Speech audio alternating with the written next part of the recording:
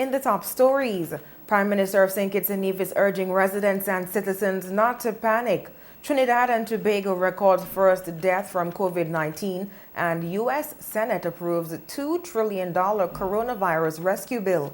Hello and welcome to the ZIZ Midday newscast. Today is Thursday, March 26, 2020. I'm your presenter, Shaira Flanders. Nationally, Prime Minister Dr. The Honorable Timothy Harris is urging citizens and residents not to panic in the wake of the news of the first 2 confirmed cases of COVID-19 in the Federation of St. Kitts and Nevis. Addressing the nation following the announcement of the first 2 confirmed cases in the Federation, the Prime Minister said the arrival of COVID-19 to the country was not unexpected, as the plan has always been to keep the virus at bay for as long as possible to become better prepared. He said measures have been put in place to ensure the safety of all. There is no need to worry. The family of 2 who returned to St. Kitts from the United States of America just a few days ago has already been isolated and are being taken care of by our medical professionals. The extensive protocols and measures, such as tracing any possible contact they may have had, which were put in place, are being followed so as to contain any local or community spread and to protect you, our people. I wish to further... Dr. Harris announced that regional medical partners will arrive in St. Kitts within the next few days to offer assistance. I wish to further assure you that help from overseas is on the way. In a few days' time, we will witness the arrival of 35 additional health professionals from Cuba to further strengthen our health system. He also used the opportunity to warn against panic shopping, as suppliers have assured that stocks will remain available. Prime Minister Harris ended by reassuring the nation that everything is being done to protect everyone and mitigate the impacts of COVID-19. He also encouraged everyone to follow the guidelines set out by the Ministry of Health.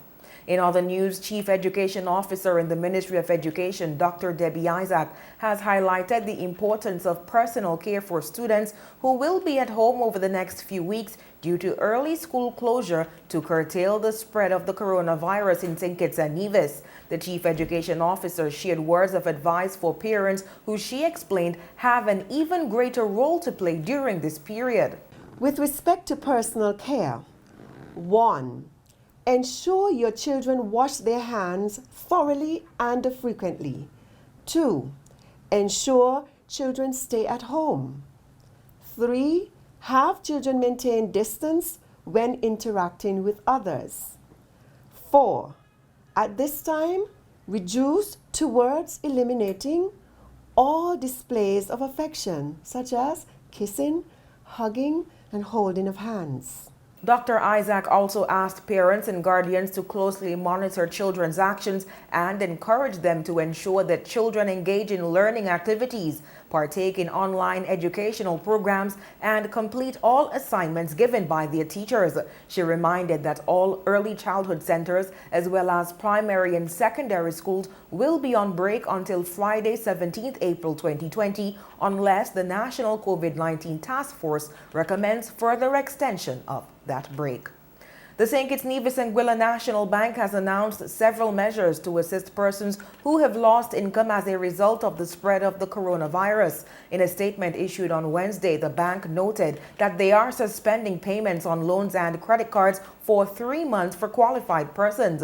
The statement said the bank will also be providing emergency short-term loans for qualified customers to be repaid over 6 months to a year. According to the statement, the bank will also be waiving penalties for early withdrawals from CDs and target savings accounts, ATM withdrawal fees, setup fees for new point-of-sale terminals, and half of monthly rental fees for point-of-sale terminals. The bank says it recognizes the global community is facing a challenging period due to the impact of the COVID-19, and these measures are in line with its responsibility as a good corporate citizen to address the economic and social consequences arising from the pandemic. On the regional scene, the Trinidad and Tobago government on Wednesday night confirmed the first death as a result of the coronavirus, saying that the person was, quote, an elderly male with a pre-existing medical condition. Health Minister Terence Dialsing said in a statement, quote, it is with great sadness that I announce that a patient from Trinidad and Tobago who tested positive for COVID-19 unfortunately died Wednesday, 25th March 2020. I offer my sincere condolences to the family and loved ones of the patient, end quote. He said in deference to the feelings of the family, the Ministry of Health delayed the public release of this information so that the family would have ample time to receive and process this information. Trinidad and Tobago has recorded 60 positive cases of the virus that has killed more than 16,000 people worldwide since it was first detected in China in December last year. In other news, Brazilian President Jair Bolsonaro has accused the media of, quote, fear-mongering in a speech that downplayed the threat of coronavirus to the country. In a televised address on Tuesday, he called on mayors and governors to roll back restrictions they have introduced to curb the spread of the virus. His intervention came as the two biggest cities, Sao Paulo and Rio de Janeiro, went into partial lockdown. The president described restrictions on public transport, social distancing measures, and closures of businesses and schools as, quote, scorched earth policies.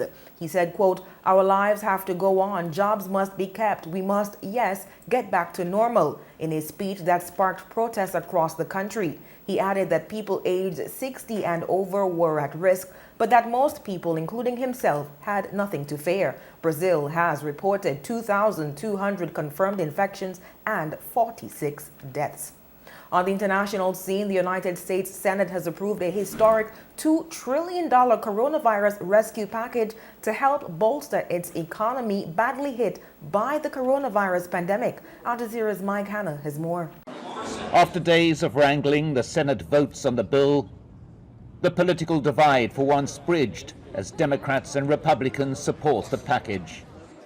The Senate is going to stand together, act together, and pass this historic relief package today. Like all compromises, this bill is far from perfect, but we believe the legislation has improved sufficiently to warrant its quick consideration and passage.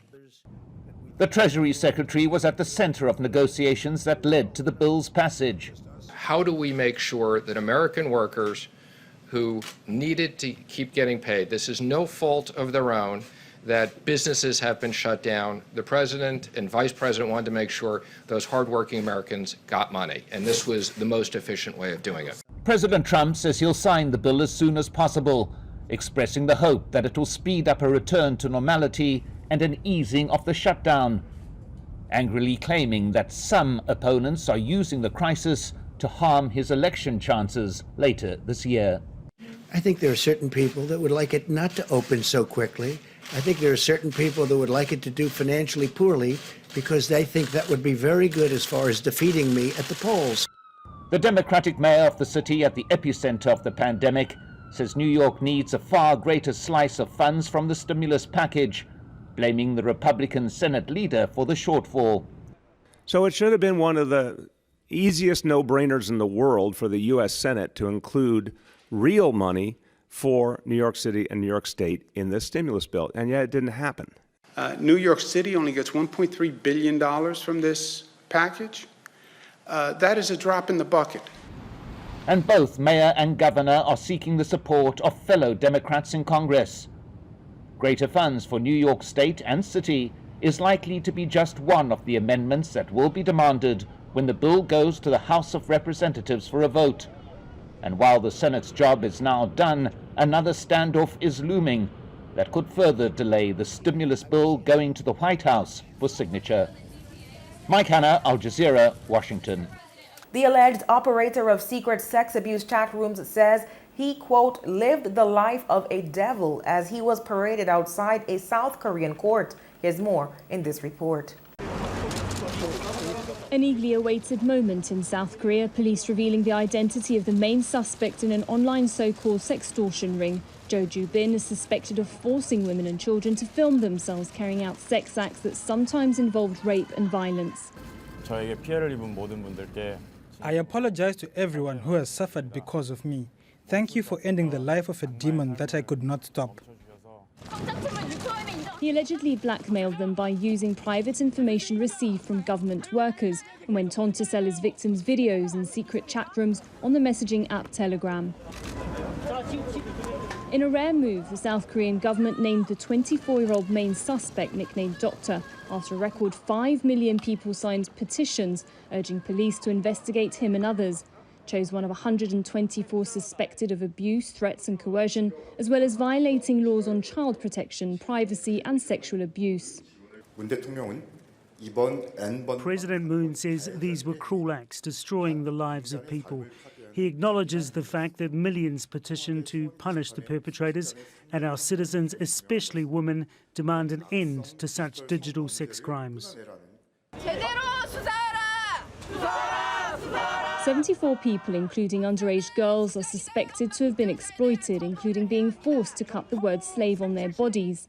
At least 10,000 people paid a subscription fee to join the so-called nth rooms and then paid more money to view the videos, some as much as $1,200.